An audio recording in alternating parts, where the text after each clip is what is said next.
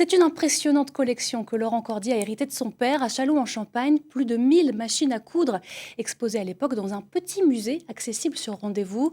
Ce passionné veut aujourd'hui redonner vie au lieu et à sa passion. Leila Sali et Rémi Carton l'ont rencontré pour nous. À piston, à ficelle, à roue, toute l'histoire de la machine à coudre racontée dans ce petit musée depuis la toute première, inventée en 1830.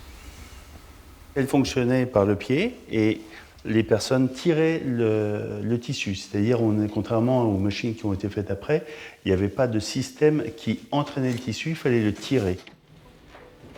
Une pièce d'exception, comme les 1000 autres entreposées ici. Au fil des siècles, la mécanique n'a pas vraiment changé, mais les fabricants ont redoublé d'originalité pour séduire les clientes dès leur plus jeune âge. C'est devenu rapidement un objet publicitaire, c'est-à-dire que les marques faisaient une petite machine et si la personne se mettait à la couture étant petite pendant de nombreuses années sur une machine de tel modèle, telle marque, Pfaff, Bernina, Singer, eh bien quand elle était un peu plus grande, elle allait certainement acheter la même marque.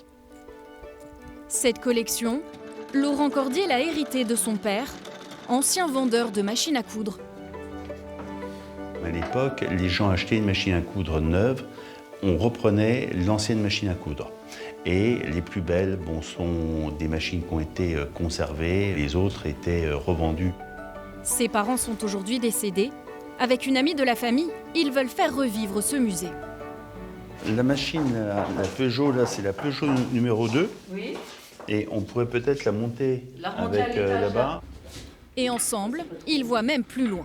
On aimerait créer un lieu de vie accueillant, salon de thé, gâteau, créer aussi des cours de couture, voire des cours de patchwork. On aimerait que cet endroit-là soit un endroit à Châlons où les Châlonnais et aux alentours viennent passer un bon moment.